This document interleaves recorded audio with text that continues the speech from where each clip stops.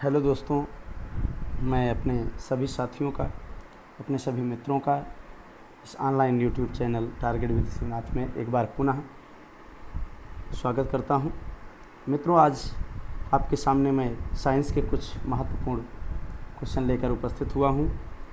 तो आज आइए हम लोग साइंस के क्वेश्चन की टेस्ट सीरीज लगाने का प्रयास करेंगे, जो कि आपके एग्ज़ाम की दृष्टि से बहुत ही इम्पोर्टेंट होने वाले हैं। तो चलिए स्टार्ट करते हैं। आज की टेस्ट सीरीज का पहला क्वेश्चन है दोस्तों, प्रकाश वर्ष होता है। जो आपका क्वेश्चन है कह रहा है कि प्रकाश वर्ष होता है। क्या होता है प्रकाश वर्ष? दोस्तों, प्रकाश वर्ष लाइट ईयर की परिभाषा है, डिफिनेशन है इसकी कि प्रकाश द्वारा एक वर्ष में तय की गई दूरी ही प्रकाश वर्ष कहलाती है। तो इसमें आपकी डायरेक्टली डिफिनेशन पूछ दिया है। तो प्रकाश वर्ष क्या होता है? Option number A is right answer. एक वर्ष में प्रकाश द्वारा तय की गई दूरी को ही प्रकाश वर्ष कहते हैं। प्रकाश वर्ष किसका मात्रक होता है? दूरी का मात्रक होता है। कई बार ये क्वेश्चन पूछ चुका है दोस्तों, प्रकाश वर्ष किसका मात्रक है? दूरी का मात्रक है।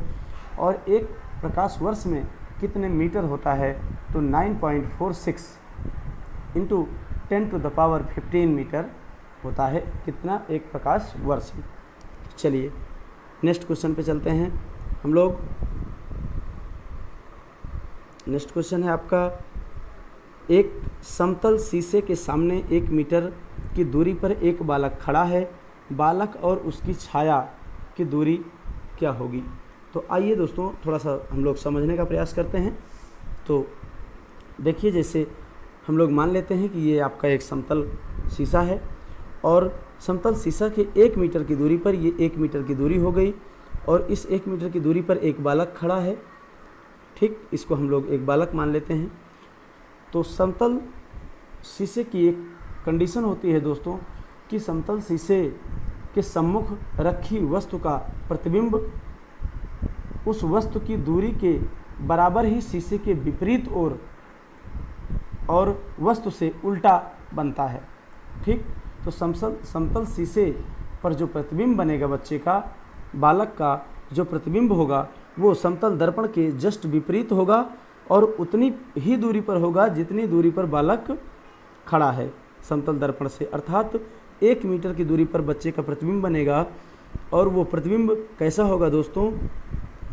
अपोजिट होगा, उल्टा होगा। ठीक, तो आइए क्वेश्चन क्या पूछ रहा है, देखिए कि ये मान लीजिए ये बालक है हमारा और ये बालक का प्रतिबिंब है। तो बालक और बालक के प्रतिबिंब के बीच की अब दूरी कितनी हो गई दोस्तों? ये 2 मीटर हो गई। कितनी हो गई? 2 मीटर। ठीक, तो यही हमारे क्वेश्चन का आंसर होगा। इस तरह आपका जो राइट आंसर होगा वो ऑप्शन ए होगा। ठीक, मैं उम्मीद करता हूँ कि सभी मित्रों को समझ में आ गया होगा। तो चलिए आइए नेक्स्ट क्वेश्चन पे चलते हैं। नेक्स्ट क्वेश्चन है हमारा, जूल संबंधित है ऊर्जा से उसी तरह से पास्कल संबंधित है किससे? अर्थात जूल जिस तरह ऊर्जा से संबंधित है उसी तरह पास्कल किससे संबंधित है? मात्रा से, दबाव से, घनत्व से और शुद्धता से। तो हम लोग जानते हैं कि जूल किसका मात्रक होता है? ऊर्जा का मात्रक होता है दोस्तों। तो उसी तरह पास्कल भी किसका मात्रक होगा? आपका प्रेशर का, दबाव का मात्रक होगा। तो पास्कल किससे संबंधित है? दबाव से। चलिए नेक्स्ट क्वेश्चन पे चलते हैं। नेक्स्ट क्वेश्चन, एक जलती हुई माचिस की तीली को जब हाइड्रोजन गैस के संपर्क में लाया जाता है तो क्या होता है? तो दोस्तों, हाइड्रोजन गैस एक ज्वलनशील गैस है। किसी भी ज्वलनशील पदार्थ को जब हाइड्रोजन गैस के संपर्क में लाएंगे तो हाइड्रोजन गैस जो है तुरंत जल उठेगी और वो ज्वलनशील पदार्थ उसके प्रेशर से और दबाव से वो तुरंत बुझ जाता है। इसलिए इस क्वेश्चन का जो ऑप्शन होगा वो ऑप्शन सी राइट आंसर होगा। माचिस की तीली जब गैस के संपर्क में आएगी तो गैस तो जल जाएगी, लेकिन माचिस की तीली क्या होती है? बुझ जाती है। चलिए नेक्स्ट क्वेश्चन हम लोग देखते हैं। वह काल्पनिक रेखा जो फोकस एवं पोल से गुजरते हुए गोलाकार दर्पण पर पड़ती है वो क्या कहलाती है? ठीक, क्या कहलाती है दोस्तों? फोकल लेंथ, प्रिंसिपल अक्ष, अपर्चर और इनमें से कोई नहीं। तो इसमें आपका right answer option B right answer होगा, प्रिंसिपल अक्ष, जिसको हम लोग मुख्य अक्ष के नाम से भी जानते हैं। चलिए नेक्स्ट क्वेश्चन। अगर किसी वस्तु का फोकस, यदि क्वेश्चन कह रहा है कि यदि किसी वस्तु का फोकस अवतल दर्पण पर पड़ता है तो उसकी छाया कैसी बनेगी, अर्थात उसका प्रतिबिंब कैसा होगा। तो अवतल दर्पण द्वारा जो उस वस्तु का प्रतिबिंब होगा वो कितना होगा, किस प्रकार होगा दोस्तों, वो अनंत बनेगा। ठीक, इसमें आपका जो राइट आंसर होगा वो आपका ऑप्शन सी होगा। ठीक, चलिए नेक्स्ट क्वेश्चन चलते हैं। पानी के अंदर हवा का एक बुलबुला, पानी के अंदर हवा का एक बुलबुला किस तरह बर्ताव करता है, अर्थात पानी के अंदर हवा का बुलबुला किस लेंस की भांति व्यवहार करता है। तो ऑप्शन ए है आपका उत्तल लेंस, बी अवतल लेंस, सी समतल प्लेट और डी उपरोक्त में से कोई नहीं। तो इसमें आपका राइट आंसर हो जाएगा बी अवतल लेंस की भांति व्यवहार करता है। ठीक, चलिए नेक्स्ट क्वेश्चन देखते हैं दोस्तों कि विद्युत करंट है। क्वेश्चन है आपका विद्युत करंट, अर्थात करंट की डिफिनेशन पूछ रहा है। जैसा कि हम लोग जानते हैं कि आवेश के प्रवाह की दर को करंट कहते हैं, जिसे हम लोग I से प्रदर्शित करते हैं। I equal Q by T, I equal Q by T, जहाँ Q क्या है, आवेश है, और T क्या है, समय है।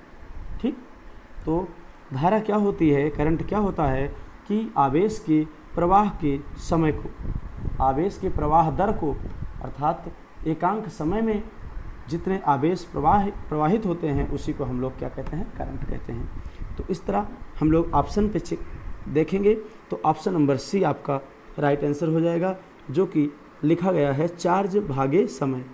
चार्ज क्या हो जाएगा, आपका आवेश चार्ज हो जाएगा और आवेश बाई टी, टी क्या हो जाएगा, टाइम हो जाएगा, समय। ठीक, चलिए नेक्स्ट क्वेश्चन पे चलते हैं। एक खगोलीय इकाई निम्नलिखित में से किसके बीच की औसत दूरी है, अर्थात हम लोग एक खगोलीय इकाई से किसके बीच की दूरी को मापते हैं। तो ऑप्शन है आपका पृथ्वी और सूर्य, पृथ्वी और चंद्रमा, बृहस्पति और सूर्य, प्लूटो और सूर्य। तो इसका राइट आंसर जो होगा दोस्तों, ये ऑप्शन नंबर ए आपका राइट आंसर होगा। पृथ्वी और सूर्य के बीच की दूरी किससे नापी जाती है, खगोलीय इकाई से। ठीक, चलिए नेक्स्ट क्वेश्चन है कि इकाइयों की समस्त व्यवस्थाओं में किस इकाई की मात्रा समान होती है, अर्थात तो ऐसी कौन सी इकाई है जो प्रत्येक दशा में समान रूप से व्यवहार करती है, समान होता है उसका मान प्रत्येक दशा में। तो ऑप्शन ए है आपका गुरुत्वाकर्षण के कारण त्वरण, विशिष्ट गुरुत्व, दबाव एवं डेंसिटी। तो आपका जो ऑप्शन ए है गुरुत्वाकर्षण के कारण त्वरण, जो कि बदलता रहता है। डेंसिटी भी आपका टेम्परेचर और प्रेशर के दबाव में डेंसिटी और प्रेशर दोनों बदलते रहते हैं। तो इस तरह जो हमारा राइट आंसर होगा वो ऑप्शन नंबर बी विशिष्ट गुरुत्व, अर्थात स्पेशल ग्रेविटी, जो आपका हमेशा प्रत्येक दशा में समान होता है। ठीक, तो इस तरह आपका राइट आंसर क्या हो जाएगा दोस्तों, ऑप्शन नंबर बी। चलिए नेक्स्ट क्वेश्चन। वह धातु जो एसिड एवं एल्कली के साथ क्रिया करके हाइड्रोजन निकालती है, कौन सी धातु है दोस्तों, ये आपका ऑप्शन नंबर ए जिंक। कौन सी धातु है, जिंक है। चलिए नेक्स्ट क्वेश्चन है, अमोनियम क्लोराइड एक का घोल होता है, एसिडिक, एल्केनिक, न्यूट्रल, इनमें से कोई नहीं। तो अमोनियम क्लोराइड जिसे हम लोग NH4Cl, इसका रासायनिक सूत्र है इसका NH4Cl, ठीक। तो ये कैसा घोल है, जो कि एसिडिक है, ठीक। चलिए next question, stainless steel. Stainless steel को बनाने में लौह के साथ कौन सी महत्वपूर्ण धातु का प्रयोग किया जाता है? क्वेश्चन है आपका, स्टेनलेस स्टील को बनाने में लौह के साथ कौन सी महत्वपूर्ण धातु का प्रयोग किया जाता है? Option A aluminium, B chromium, C tin और डी ऑप्शन है आपका कार्बन। तो option number B is right answer. Chromium का प्रयोग किया जाता है, जो स्टेनलेस स्टील बनाने में एक महत्वपूर्ण धातु होती है। इसमें मुख्यतः लगभग 80% करीब आपका आयरन होता है और 20% करीब क्रोमियम मिलाया जाता है। ठीक, चलिए नेक्स्ट क्वेश्चन। नेक्स्ट क्वेश्चन है आपका, निम्न में से कौन सी नोबल गैस वातावरण में नहीं पाई जाती? चलिए देखते हैं, आर्गन, क्रिप्टॉन और जेनान, ये तीनों गैसें आप देखेंगे तो ये वातावरण में पाई जाती हैं, अपने एटमॉस्फेयर में पाई जाने वाली गैसेस हैं। तो इस तरह जो ऑप्शन है, क्वेश्चन पूछ रहा है कौन सी गैस नहीं पाई जाती, तो ये ऑप्शन हो जाएगा आपका option number C radon. Radon जो कि हमारे वायुमंडल में नहीं पाई जाती।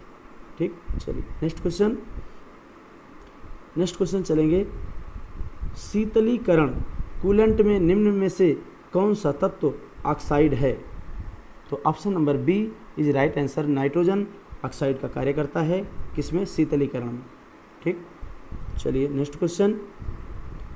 नेक्स्ट क्वेश्चन आपका, मानवीय महिलाओं के प्रजननीय अर्थात अंडाणु उत्पादन में कौन सा हार्मोन्स तेजी से वृद्धि करता है?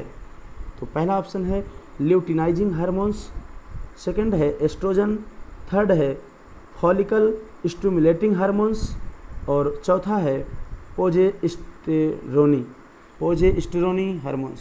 तो आपका जो राइट ऑप्शन होगा वो option number B is right option.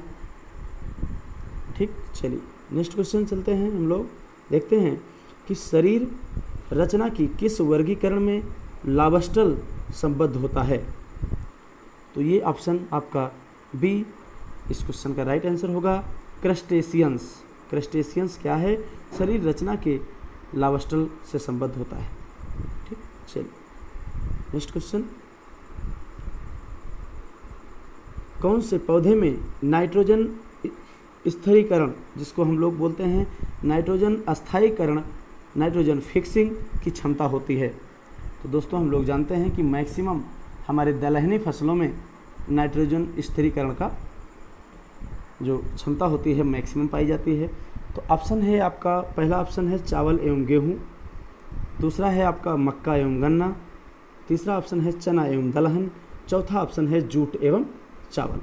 तो इस तरह हम लोग देखते हैं कि ऑप्शन नंबर सी, जिसमें चना और अन्य दलहनी फसल दिया गया है, तो इनमें नाइट्रोजन स्थिरीकरण, नाइट्रोजन फिक्सिंग की क्षमता ज़्यादा पाई जाती है। ठीक, चलिए नेक्स्ट क्वेश्चन है आप हमारा, नेक्स्ट क्वेश्चन है कि प्रकाश वर्ष इकाई है, जिसके बारे में हम लोगों ने ऊपर एक क्वेश्चन डिस्कस कर चुके हैं कि प्रकाश वर्ष किसका मात्रक है। तो प्रकाश वर्ष हम लोगों ने देखा था कि किसका मात्रक है? दूरी का। प्रकाश वर्ष किसका मात्रक है? Option number B right answer है, दूरी का मात्रक है। एक प्रकाश वर्ष में कितने मीटर होते हैं दोस्तों? कमेंट करके बताएं प्लीज़। चलिए नेक्स्ट क्वेश्चन, पानी के एक गिलास में एक बर्फ़ का टुकड़ा तैर रहा है। जब बर्फ़ पिघलती है तो पानी के स्तर पर क्या प्रभाव होगा? ठीक, तो दोस्तों आर्किमिडीज का सिद्धांत है कि यदि किसी पानी में कोई बर्फ़ का टुकड़ा टहलता है या बर्फ़ का टुकड़ा तैरता है या किसी पानी में कोई पदार्थ या कोई वस्तु आंशिक रूप से डुबोई जाती है, तो उस वस्तु के भार के बराबर वो अपने भार के बराबर जल को हटा देती है। ठीक, तो उसी सिद्धांत के आधार पर यदि कोई बर्फ़ का टुकड़ा किसी पानी में तैरता है तो बर्फ़ के टुकड़े का 1/10वां भाग पानी के ऊपर तैरता रहता है, और जब वो बर्फ़ पिघलता है तो पानी का लेवल सेम बराबर ही रहता है, पानी के लेवल पे कोई प्रभाव नहीं पड़ता है, क्योंकि बर्फ़ के टुकड़े का जो भाग पानी के अंदर डूबा हुआ है वो बर्फ़ का टुकड़ा अपने उस भार के बराबर जल को हटा देता है। तो जब वो टुकड़ा पिघलता है तो पुनः वो जल में विलीन हो जाता है, अर्थात जल बन जाता है। इस तरह जल का स्तर सेम बना रहता है। ठीक, तो बर्फ़ के पिघलने से जल के स्तर पर कोई प्रभाव नहीं पड़ता है। इस तरह आपका राइट आंसर क्या हो जाएगा? Option number C. ठीक, चलिए नेक्स्ट क्वेश्चन।